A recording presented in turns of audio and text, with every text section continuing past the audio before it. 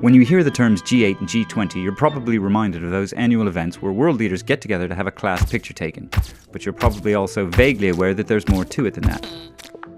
There is, but it's complicated. So let's start with some basic questions. Why 20? Why 8? What does the G stand for? To understand all this, we need to go back to 1973, the height of the oil crisis, when the finance ministers of 4 countries, George Shultz from the US, Anthony Barber from the UK, Helmut Schmidt from West Germany, and Valéry Giscard d'Estaing from France, first held a meeting in the White House Library and became known as the Library Group. Eventually, Japan was invited to join their meetings, and they were christened the Group of 5. Within 2 years, Giscard and Schmidt had both become leaders of their respective countries, and Giscard proposed an informal meeting of the leaders of the Group of 5 plus Italy. This became known as the Group of 6. In 1976, Pierre Trudeau of Canada was also invited, apparently because they felt they needed an additional English speaker. Thus it was renamed the Group of 7, or G7 for short. And yes, you're right, as abbreviations go, it's just not that much shorter. But the term G7 struck a chord with the public. The name stuck, and the G7 began holding annual summits. After the 1994 G7 summit, the Russians started holding separate meetings with G7 leaders. This arrangement was known as the G7 plus 1, as if nobody was quite prepared to do the maths, until Russia formally joined the group in 1998 and the G8 was born.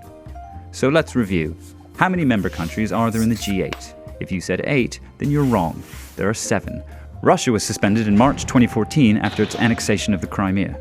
The G8 has no offices of its own.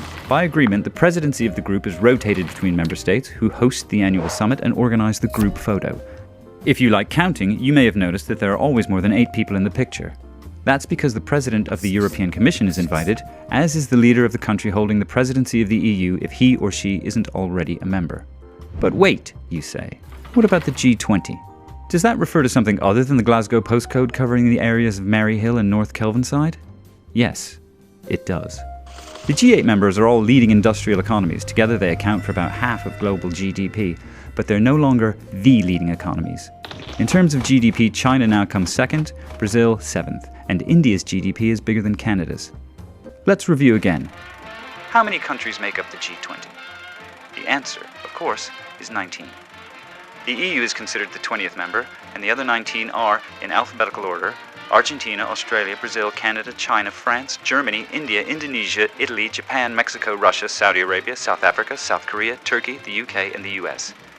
Again, that's Argentina, Australia, Brazil, Canada, China, France, Germany, India, Indonesia, Italy, Japan, Mexico, Russia, Saudi Arabia, South Africa, South Korea, Turkey, the UK, and the US. Together they represent 85% of the world's economy. In 2008, the G20 officially eclipsed the G8 as the main body of economic cooperation, which is to say that its annual summit is now the bigger deal.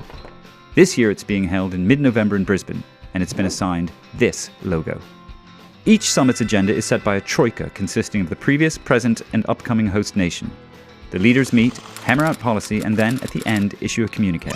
Nothing is binding, there's no enforcement of G2 policy beyond peer pressure, and in actual fact, most of what's announced at the summit has been decided ahead of time during pre-summit negotiations held by Sherpas. Sherpas?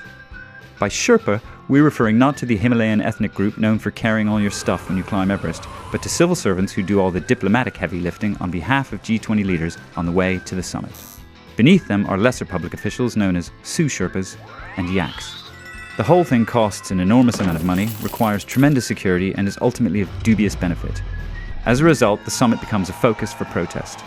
But it's still a nice opportunity for world leaders to get their pictures taken together. Their forces have moved quickly towards the capital Baghdad, amassing cities, recruits and resources on their way.